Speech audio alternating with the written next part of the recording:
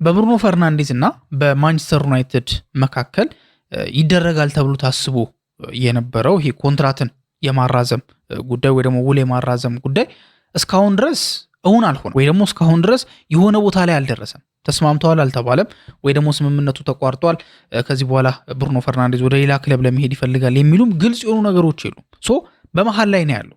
የተለያዩ ሪዝኖች ሊቀርቡ ይችላሉ ለዚህ። አንደኛው ምናልባት ዓለም ዋንጫ ላይ ብሩኖ ፈርናንዴዝም ስለሆነ ከዓለም ዋንጫው ጋር እስኪጠናቀቅ ድረስ ወይ ደግሞ ፖርቹጋል ከዓለም ዋንጫ ውጭ እስከምትሆን ድረስ ነበር ሲጠበቅ የነበረው የሚሉ ሀሳቦች አሉ። ከዛ ውጭ ደግሞ የሆኑ ያልተስማሙባቸው የሆኑ ነገሮች ይኖራሉ። በዛ ምክንያት ነው እስካሁን ድረስ ላይስማሙ የቻሉት ወይ ደግሞ እስካሁን ድረስ ዲሉ ላይፈጸም የቻሉት። እንደዚሁም ደግሞ የውል ማፍረሻ እንዳለበት ደግሞ ይታወቃል። በተለይ ይሄ ከማንቸስተር ዩናይትድ የሚጫወትበት ሊግ አለ አይደለ? ከፕሪሚየር ሊጉ ውጪ ያሉ ክለቦች ማስፈረም የሚችሉበት የ57 ሚሊዮን ፓውንድ የውል ማፍረሻ የተቀመጠበት አጋጣሚ አለ። አንዳንዶቹ ኤክስፓየርድ አድርጓል ይላሉ፣ አንዳንዶቹ አላደረገም የሚሉም አሉና በዚህ መሃል የተለያዩ ወሬዎች እየተነሱ ነው የሚገኙት። ብሩኖ ፈርናንዴዝ ከዩናይትድ ጋር ሊለያይ ይችላል የሚል ጠንከር ያለ ሀሳብ ይዞ የመጣው ቱርካዊው ያጊዝ ሳቡንቾግሉ የተባለው ጋዜጠኛና ለቱርክ በጣም ቅርብ ነው የሚባለው ብዙ ኤክስክሉሲቭ የሚባሉ አደገኛ ኒውሶችን አቅርቦ የነበረው ጋዜጠኛ ይሄን ነገር ክሌም አድርጓል ወይ ደግሞ ይሄን ነገር ተናግሯል። ሶ ይሄ ነገር ምን ያህል እውን ነው? ያጊዝስ ያለው ከምን አንጻር ነው? ጋላታሳራዮችስ ምን ያህል አቅርበዋል? እንዴት ነው ይሄን ዝውውር ሊፈጽሙ እያሰቡ ያሉት? የብሩኖ ፈርናንዴዝ ፍላጎት ምንድን ነው የሚለውን ነገር ያጊዝ ከተናገረው ወይ ደግሞ እሱ ከዘገበው ነገር አንጻር አንዳንድ ሀሳቦችን የምናነሳ ነው የሚሆነው።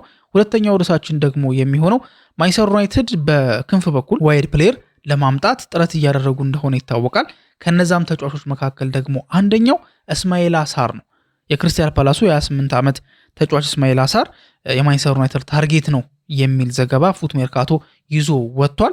እንደዚሁም ደግሞ ዩናይትድ ህልሙም እንደሆነ ይሄ ልጅ በአንድ አጋጣሚ ተናግሯል የሚሉም ሀሳቦች እየተነሱ ይገኛሉ።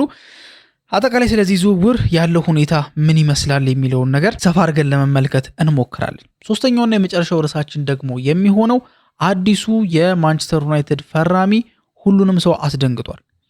በምንድን ነው ያስደነገጠው? ምን አድርጎ ነው ያስደነገጠው? ወይ ደግሞ የትኛው ሲቹዌሽን ነው ያስደነገጠው የሚለውን ነገር በዚህ ቪዲዮ ለመመልከት እንሞክራለን። ስለ አዲሱ ፈራሚ 18 ዓመቱ ወጣት ታይነን ቶምሰን ነው የምናወራው። ምን አድርጎ ነው ይሄ ልጅ ያስደነገጠው? ወይ ደግሞ የትኛው ሁኔታው ነው ብዙዎቹን የማንቸስተር ዩናይትድ ሰዎች ሊያስደነግጥ የቻለው የሚለውን ነገር ሰፋ አድርገን ለማየት እንሞክራለን። ሰላም፣ እንዴት ናችሁ? ውድ የቻናላችን ተከታታዮች የተለያዩ ርዕሶችን እያነሳን ሰፊ ትንታኔ የምንሰጥበት ፕሮግራም ላይ ነው ያላችሁት። አሁን በጠቀስኩላችሁ 3 ርዕሶች ዙሪያ ሰፋ ያለ ቆይታ የምናደርግ ነው የሚሆነው። ታዲያ አሁን በጠቀስኳቸው ርዕሶች ሰፋ ያለ ታሪክ ወይ ደግሞ ሙሉን ታሪክ ማግኘት የምትፈልጉ ከሆነ ይህንን ቪዲዮ እስከ መጨረሻው ድረስ እንድትከታተሉት እጋብዛችኋለሁ። ለዚህ ቻናል አዲስ ከሆናችሁ ሰብስክራይብ ማድረጋችሁን እንዳትረሱ። አዲስ ካልሆናችሁና ሰብስክራይብ ካደረጋችሁ ደግሞ ሼር እያደረጋችሁ ኮሜንት ላይ እየጻፋችሁ ሀሳቦቻችሁን ላይክ እያደረጋችሁ ከኛ ጋር ያላችሁን አብሮነት እንድታሳዩን በትህትና እንጠይቃችኋለን። መልካም ቆይታን ተመኝ። ማንቸስተር ዩናይትድ ወሳኝ ተጫዋቹን ብሩኖ ፈርናንዴዝን ሊያጣ የሚችልበት ሲቹዌሽኖች አሉ። አሁን ብሩኖ ፈርናንዴዝ ከማንቸስተር ዩናይትድ ጋር ይለያያል የሚል ጠንከር ያለ ሀሳብ በተለይ ትልቅ ከሚባሉት ታማኝ የሆኑት የመረጃ ምንጮች እስካሁን ድረስ አላገኘንም አይደለ? ብሩኖ ፈርናንዴዝ ከዩናይትድ ጋር መለየት ይፈልጋል የሚል ነገር አልሰማንም። ግን ደግሞ ሲቹዌሽኖች ግን አሉ። አሁን ለምሳሌ አንዳንድ ጊዜ የዝውውር ጉዳይ ላይ ብዙም የማይጠበቁ ነገሮች ሲፈጠሩ ተመልክተናል አይደል? በጣም ኤክስፔክት ያልተደረጉ ነገሮች ሀፕን ሲያደርጉ አይተናል። በጭራሽ አይሆንም የተባለ ልክ ለምሳሌ ኔይማር ጁኒየርን ዝውውር ስንመለከት ኔይማር በጭራሽ ከባርሳ እንዴት ሊወጣ ይችላል? በዛ ሰዓት ለዞን ፕራይሙ ላይ ነው ምናምን ብዙ ነገሮች አሉ። ውድ ነው ደግሞ የውል ማፍረሻ 222 ሚሊዮን ዩሮ ነው። ማን ነው ያን 222 ሚሊዮን ዩሮ የሚከፍለው የሚል ነገሮች ነበሩና አንዳንድ ግን የዜና ምንጮች ግን ይህን ነገር እየጠቀሱ ነበር። ፒኤስጂዎች ኔይማርን ለማምጣት የተጠየቁትን ለመክፈል ዝግጁ ናቸው፣ ውል ማፍረሻውን ሁላ ትሪገር ሊያደርጉት ይችላሉ የሚል ሀሳቦች ነበሩ። ግን በአብዛኛዎቻችን ዘንድ ግን በትልልቆቹ ሚዲያዎችም ይሄ ነገር ብዙም ቫሊድ አልነበር። ግን ደግሞ ሆኗል እና ዝውውር ላይ ምን እንደሚፈጠር አናውቅም። አሁን የብሩኖ ፈርናንዴዝ ከማንቸስተር ዩናይትድ ጋር ውሉን የማራዘም ጉዳይ ቻንሱ ከፍ ያለ ቢሆንም ግን ደግሞ 100% ግን አይደል። እስካልፈረመ ድረስ 100% ነው ብሎ መናገር ያስቸግራል። ስለዚህ የሆነ ሲቹዌሽን አለ ማለት ነው፣ የሆነ ቻንስ አለ። ሶ ያ ቻንስ ምንድን ነው የሚለውን ነገር ነው የምንመለከተው። ታዲያ የቱርኩ ጋዜጠኛ ያጊዝ ሳቡንቾግሉ የሚያነሳው ይሄኛውን ሳይድ ነው፣ ወይ ደግሞ ብሩኖ ፈርናንዴዝ ሊለቅ የሚችልበት ወይና ማን ነው ደግሞ ያንን ተጫዋች ብሩኖን የሚያክል ተጫዋች ደግሞ ለማስፈረም ደግሞ ፍላጎት ያለው ማን ነው የሚለውን ነገር ራሱ ያስቀመጠበት አጋጣሚ አለ። በመጀመሪያ ቱርካዊ ጋዜጠኛ ሲሆን ብዙ ጊዜ በዝውውር ጉዳዮች ላይ የሆኑ ብዙም ስማቸውን ሰምተን የማናቃቸው ጋዜጠኞች ስማቸው የሚነሳው ወይ ደግሞ ስማቸውን ሰምተን የማናቃቸው የዜና ጣቢያዎች ስማቸው የሚነሳው እዛ ሀገር ለሚደረግ ዝውውር ነው። ማለት ክለቡ ወይ ከዛ ሀገር መሆን አለበት፣ ተጫዋቹ ከዛ ሀገር መሆን አለበት፣ ወይ ዜግነቱ ሊሆን ይችላል፣ ወይ የሚጫወትበት ቦታ ሊሆን ይችላል። ልክ ሁሌ እንደምጠቅሰው በፖርቹጋል ነክ ዝውውሮች ላይ አቦላ የሚባለው ብዙ ጊዜ እንደ አንድ ምንጭ ተደርጎ ይጠቀሳል። ምክንያቱም በቪክቶሪዮ ኬዴስ ጊዜ ጠንካራ ሀሳቦችን ሲሰጡ ስለነበር። አሁንም የቱርክ ነው። ያጊዝ ሳዊንኮግሉ እንደሚለው ከሆነ ጋላታ ሳራዮች ብሩኖ ፈርናንዴዝን ለማስፈረም ዝግጁ ናቸውም እና ደግሞ ድሪምም አላቸው። ላይክ ድሪም እያደረጉ ነው። ላይክ የነሱ ድሪም ሙቭ የሚባለው ነው ብሩኖ ፈርናንዴዝ።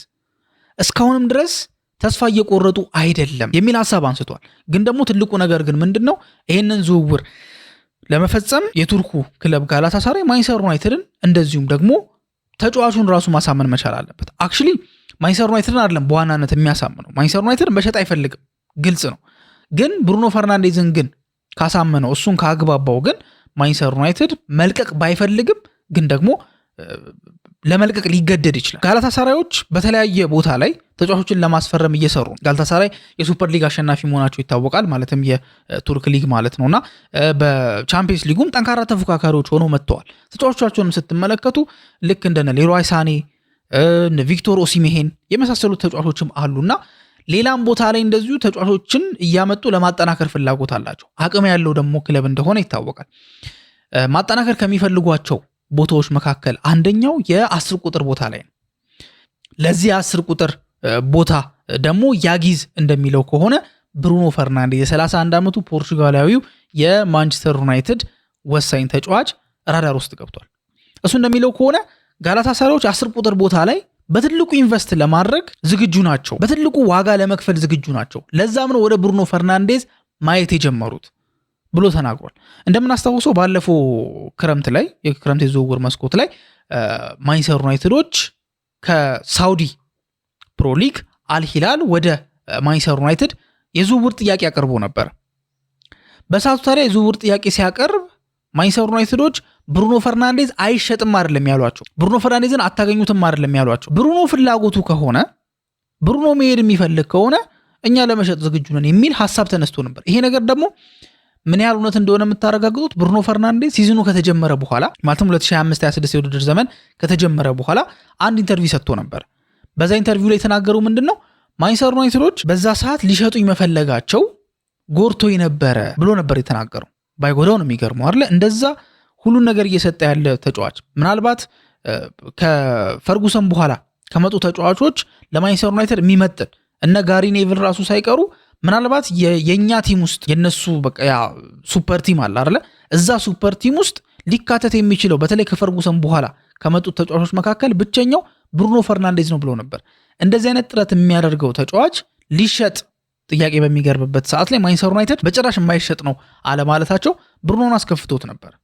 እና ያጊዝ እንደሚለው ከሆነ ደግሞ ዘንድሮ እሱ እንደሚለው ከሆነ ነው የምላችሁ ብሩኖ አክቹዋሊ ይፈልጋል አይፈልግም የሚለው ነገር ሞር ይሄ ታማኝ ምንላቸው እነ ፋብሪዚዮ ሮማኖ እና ቤን ጃኮብስ እና ዴቪድ ኦርነስን የመሳሰሉት እስኪዘግቡ ድረስ መጠበቅ አለብን። አሁንም በተወሰነ ፐርሰንት ነው መቀበል ያለብን እንጂ ይሄን ነገር ሙሉ በሙሉ መቀበል ትክክል አይሆንም። ሙሉ በሙሉ አይደለም መቀበል ያለባችሁ። ግን ያጊዝ እንደሚለው ከሆነ ብሩኖ ፈርናንዴዝም ጋላታሳራይን ለመቀላቀል ፍላጎት አለው የሚል መረጃን ይዞ ወጥቷል። ይሄ ነገር ምን ያህል ሪል ነው ወይንስ ጋላታሳራዮች ይሄንን ዝውውር ለመፈጸም በሚል እየተጫወቱ ያሉት የሚዲያ ጨዋታ ነው የሚለው ነገር ማጣሪያ የሚፈልግ ነገር ነው። እንዳልኳችሁ ነው ታማኞቹ እስኪሉ ድረስ ይሄን ነገር ጀስት እንደ አንድ እንትን ነው መውሰድ ያለብን እንጂ ሙሉ በሙሉ እውነት ነው ብሎ መውሰድ ወይ ደግሞ ሙሉ ለሙሉ እውነት ነው ብሎ መቀበል ትክክል አይሆንም። እንደ አንድ መረጃ እንደሆነ ትንሽ ፐርሰንት እንዳለው መረጃ ነው መውሰድ ያለብን። ግን እንደዚህ አይነት ኬስ ግን አለው፣ ሴናሪዮ ግን አለው። ታዲያ እነዚህ የሱፐር ሊግ ሻምፒዮኖቹ ጋላታሳራዮች ለብሩኖ ፈርናንዴዝ ከ70 እስከ 75 ሚሊዮን ዩሮ ለመክፈል ዝግጁ እንደሆኑ ያጊዝ ተናግሯል። ታዲያ ይሄ የያጊዝ ሐሳብ ከምን ጋር የሚገናኝ ነገር አለው? ብሩኖ ፈርናንዴዝ ቅድም መግቢያ ላይ እንደነገርኳችሁ የ65 ሚሊዮን ዩሮ ውል ማፍረሻ አለው ከፕሪሚየር ሊግ ውጭ ላሉ ክለቦች ማለት ነው።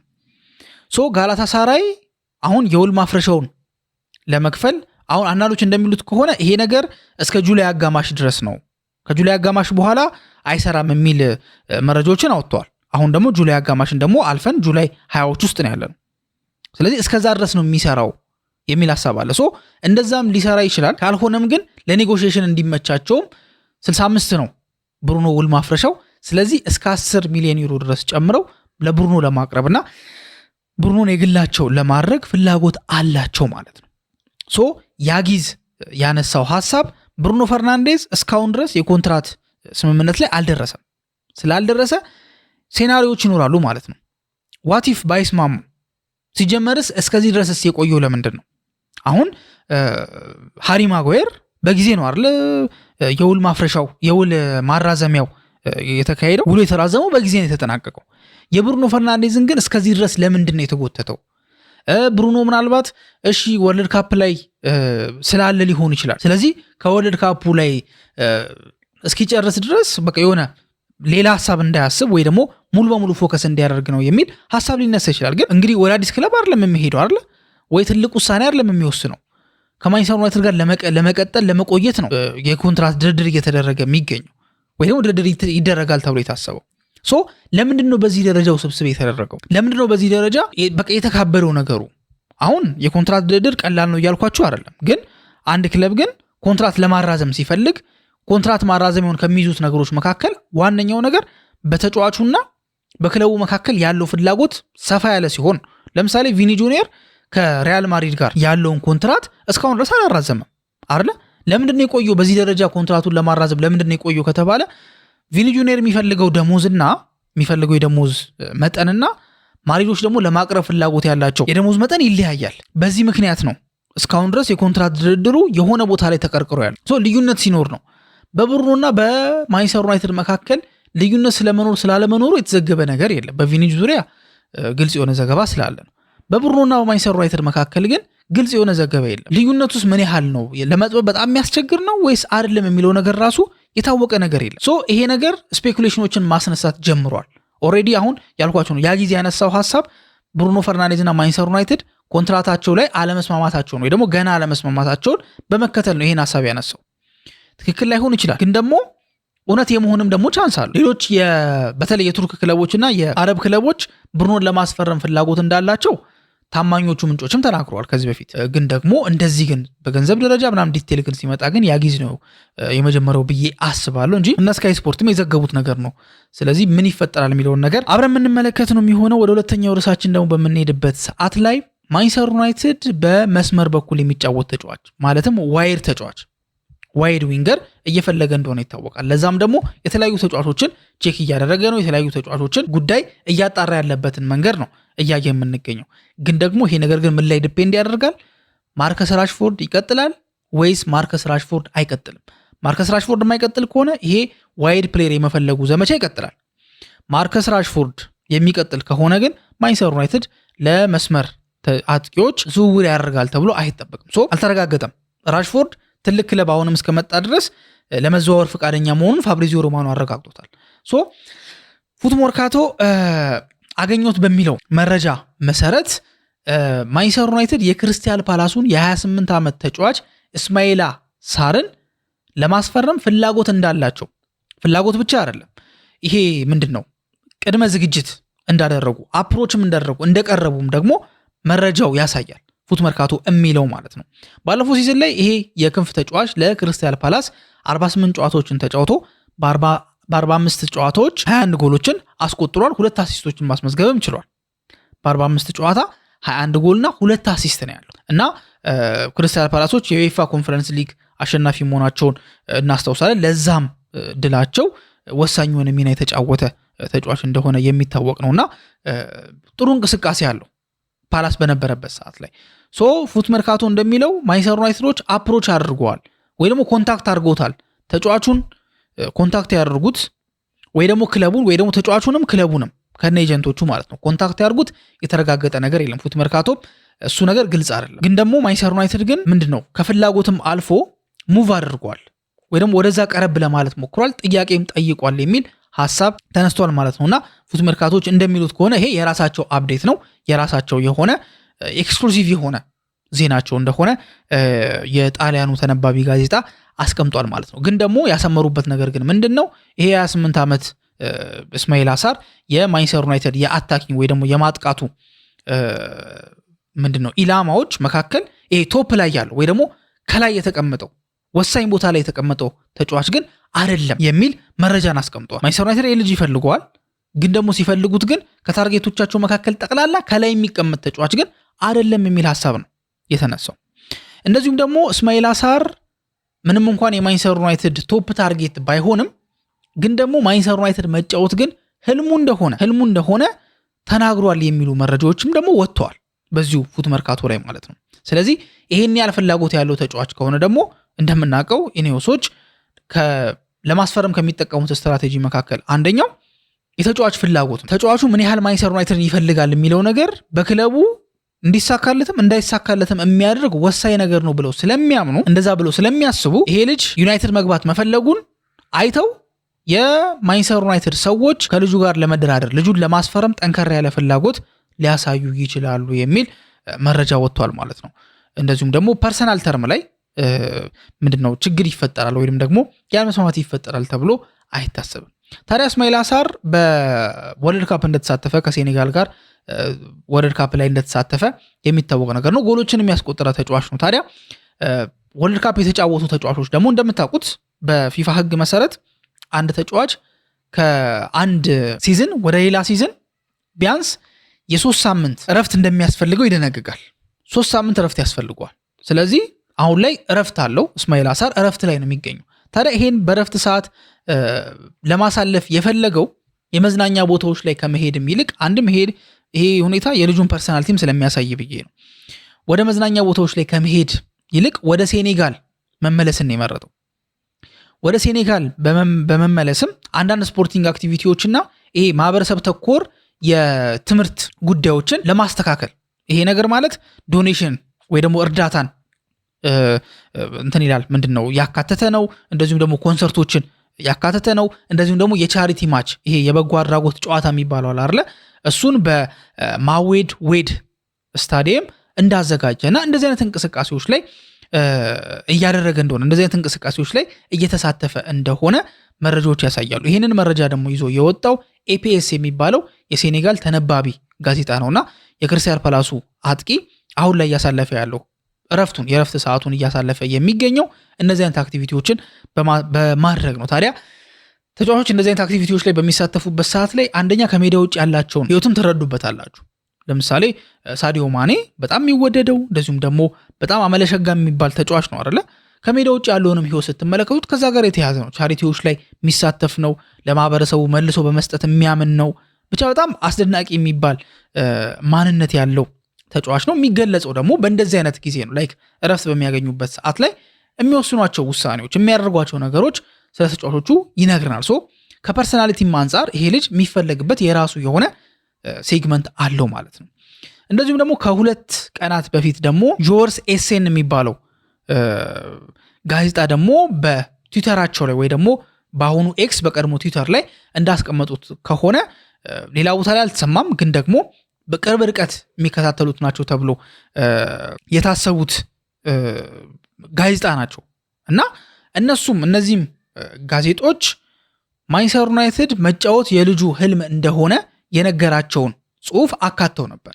ፐብሊካሊ ተጫዋቹ ዲና ያላደረገም ይሄን ነገር ግን ለነሱ ግን በሚነጋገሩበት ሰዓት ላይ ግን ይሄን ነገር ማለቱን አሳውቀዋል።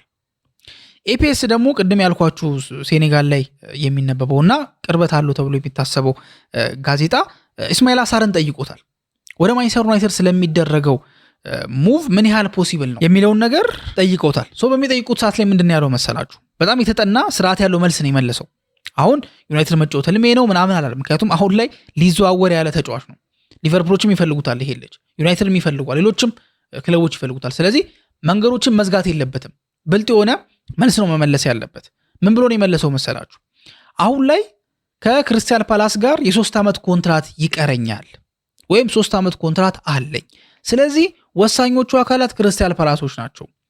እግር ኳስ የኔ ፕሮፌሽን ነው፣ ስጫወተውም ደግሞ ኢንጆይ እያደረግኩት ነው እና በዛ መንገድ ነው የሚቀጥለው የሚል ሐሳብ አስቀምጧል። ስለዚህ 3 ዓመት ኮንትራት አሁን መቆየት ፈልጋለሁም አላለም፣ መውጣት ፈልጋለሁም አላለም። 3 ዓመት ኮንትራት አለኝ።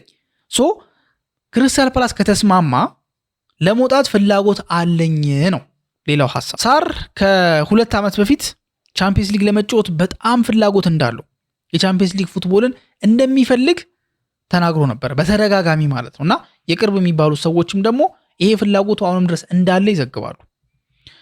በቻምፒየንስ ሊግ ላይ ደግሞ ማንቸስተር ዩናይትድ አለ። ስለዚህ ቢያንስ ተፎካካሪ ከሚባሉት ክለቦች መካከል ዩናይትድ ቻምፒየንስ ሊግ ስላለው ይሄ ልጅ የማሳመን ትልቅ አቅም ይኖረዋል ማለት ነው። ግን አሁንም እንዳልኳችሁ ዩናይትድ በሁለት ኮንዲሽን ነው ልጅ የሚያስፈርመው። አንደኛ ራሽፎርድ ከዩናይትድ ጋር መለያየት አለበት። ሁለተኛ ደግሞ የዩናይትድ ቶፕ ታርጌት የሚባሉት እንትን ማለት አለባቸው፣ መክሸፍ አለበት ይሄ ልጅ እንዲመጣ። ምክንያቱም ፉት መርካቶ እንደሚለው እስማኤል አሳር የማንቸስተር ዩናይትድ ቶፕ ታርጌት አይደለም፣ ግን ፍላጎት አለ የሚለው ነው። እንዴት ይሆናል የሚለውን ነገር ደግሞ አብረን የምንመለከት ይሆናል። ወደ ሶስተኛውና መጨረሻው ርዕሳችን ደግሞ በምንሄድበት ሰዓት ላይ የማንቸስተር ዩናይትድ አዲሱ ፈራሚ ብዙዎችን አስደንግጧል። ምንድነው እንዲደነግጥ ያደረገው የሚለው ነገር እንመለከታለን።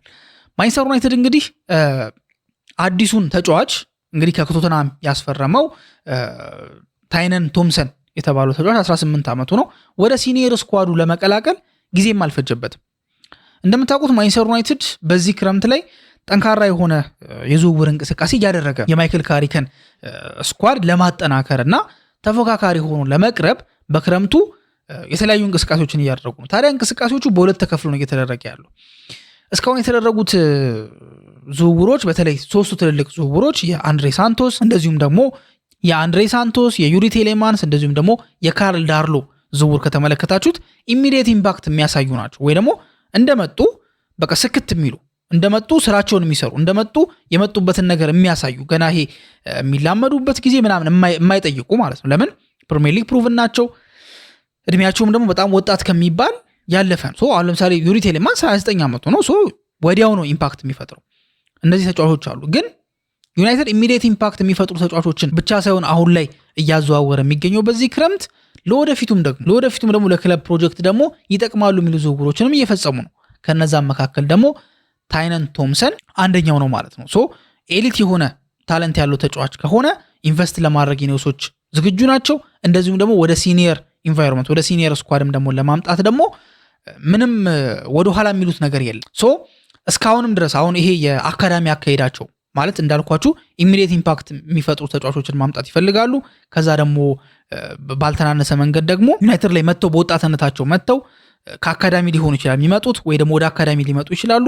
ብቻ ኢምፓክት የሚፈጥሩ ተጫዋቾች ላይም ደግሞ ኢንቨስት እያደረጉ ነው። ይሄም ነገር ደግሞ ኢኔሶችን እየከፈላቸው እንደሆነ ተመልክተናል። ለምን ማንቸስተር ዩናይትድ ማይክል ካሪክ ከተረከበው በኋላ ብዙ ወጣት ተጫዋቾች እነ ፍሌቸርን ጨምሮ እነ ሼሌሲን ጨምሮ የተለያዩ ተጫዋቾች እድል ሲሰጣቸው ተመልክተናል። አሁንም የተሻለ ሌላ እድሎች ሊኖራቸው እንደሚችል ተጠቅሷል ማለት ነው።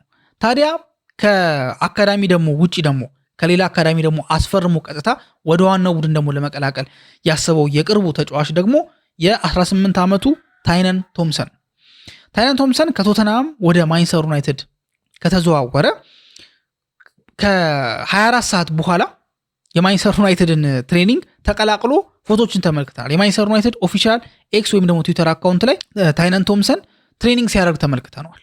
ወዲያው ነው እንደፈረመ ነው ቀጥታ ወደ ትሬኒንግ የሄደው ማለት ነው።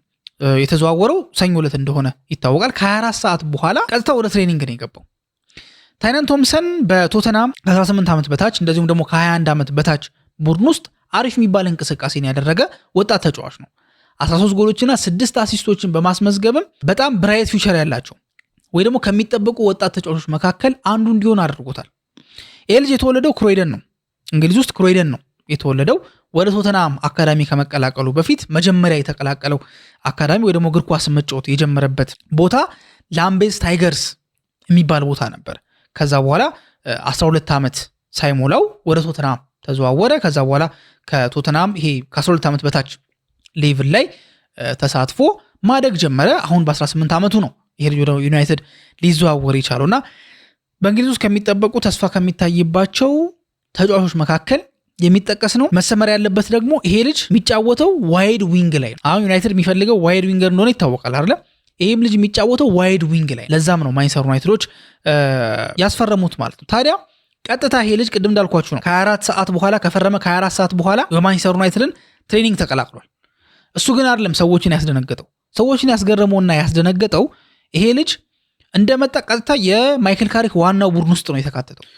አሁን ወደ አካዳሚ ሄዶ ከዛ ታይቶ ከዛ ቀስ ብሎ ለምዶ ምናምን አይደለም፣ ቀጥታ ወደ ማይክል ካሪክ ዋናው ቡድን ውስጥ ቀጥታ ሄዶ ገብቷል። ይሄ ነው እንግዲህ ሰዎችን በጣም ያስደነገጠው ነገር እና የዩናይትድ ሰዎችም ደግሞ ምን ያህል ልጁ ላይ እንደሚያምኑበት ማሳያ ነው። ይሄ ነገር ግን አዲስ አይደለም። ማንቸስተር ዩናይትድ ለመጀመሪያ ጊዜ አይደለም ያደረገው በኢኔዮሶች ስር። እንደምታስታውሱት በጃንዋሪ 2025 ከአርሰናል አንድ ተጫዋች ፈረመ አይደለ? አይደን ሄቨን የተባለ ተጫዋች በ1.5 ሚሊዮን ፓውንድ ወደ ማንቸስተር ዩናይትድ ተቀላቀለ።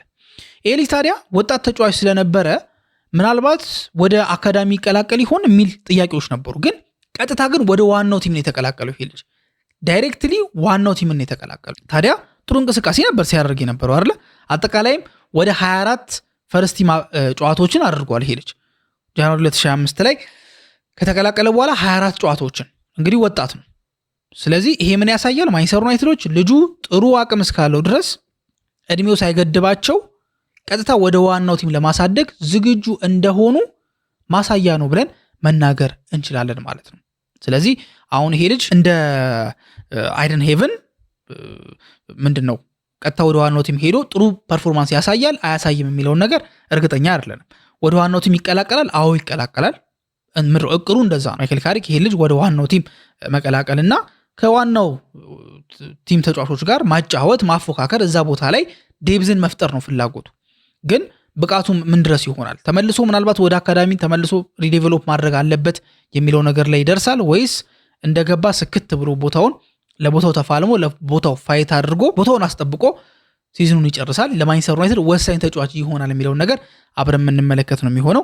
ግን ማንቸስተር ዩናይትዶች ግን ይሄ ልጅ ወደ ዋናው ቲም ሲቀላቅሉት ለልጁ ትልቅ ፕላን እንዳላቸው፣ ትልቅ መተማመን እንዳላቸውና ማስፈረም ወርዝ የሚያደርግ ወይ ደግሞ የሚገባው ተጫዋች እንደሆነ ግን ወደ ዋና ቲም በመቀላቀል አሳይተዋል። ማይክል ካሪክም ከወጣት ተጫዋቾች ጋር ያለው ግንኙነት ጥሩ እንደሆነ የሚታወቅ ነውና ይሄ ልጅ እንዴት አድርጎ ዴቨሎፕ ያደርገዋል፣ እንዴት አድርጎ ያበለጽገዋል የሚለውን ነገር አብረን የምንመለከት ነው የሚሆነው ማለት ነው። ታዲያ የእናንተ ሀሳብ ምንድን ነው? ይሄ አዲስ ልጅ ታይነን ቶምሰን የተባለው 18 ዓመት ወጣት ወደ ማንቸስተር ዩናይትድ ዋናው ቲም መቀላቀሉ ጥሩ ነው ብላችሁ ታስባላችሁ ወይስ መጥፎ ነው የሚለውን ነገር ኮሜንት ላይ ያስቀምጡልን። ከዛ ውጭም ደግሞ ስለ እስማኤል አሳርስ ያላችሁ ሀሳብ ምንድነው? ስለ ብሩኖ ፈርናንዴዝም ያላችሁን ሀሳብ በኮሜንት ሴክሽን ላይ ታስቀምጡልን እንጠይቃችኋለን። እስካሁን ድረስ አብራችሁን ስለቆያችሁ እናመሰግናለን። በቀጣይ ፕሮግራም እስከምንገናኝ ድረስ መልካም ጊዜ ይሁንላችሁ።